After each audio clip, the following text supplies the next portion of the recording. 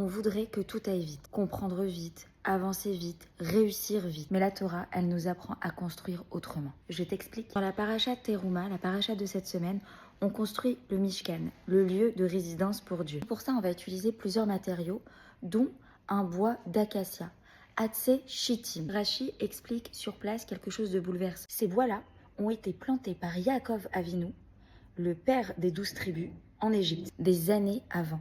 Il dit à ses enfants, quand vous sortirez d'Égypte, prenez-les avec vous. Pourtant, Yaakov sait très bien une chose, il ne verra jamais le Mishkan et il ne profitera jamais de ses arbres. Alors pourquoi il les plante? Un principe fondamental dans la Torah. Hachem envoie toujours le remède avant même que la difficulté n'arrive. Avant l'exil, il y a déjà les outils de la délivrance. Mais alors attention, ça ne descend pas tout seul. Ça n'apparaît pas par magie comme ça, soudainement. Oui, Hachem prépare, mais l'homme doit activer le processus. Yaakov a une vision prophétique et il va planter ses arbres. Béné Israël, à la sortie d'Égypte, les prennent et ils construisent. C'est là qu'il y a quelque chose d'encore plus profond. Dieu ne demande pas un résultat.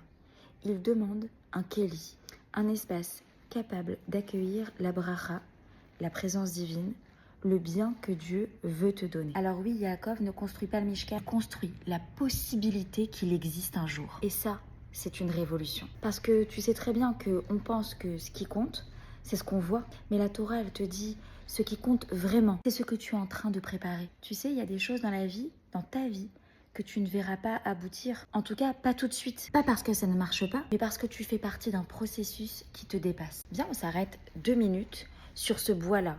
Atse Shittim, bois d'acacia. C'est un bois qui pousse dans le désert, qui est solide, résistant, mais travaillable, modulable, souple. C'est exactement ça que doit être un kéli. Pouvoir tenir dans le désert sans se casser. Être stable, mais flexible.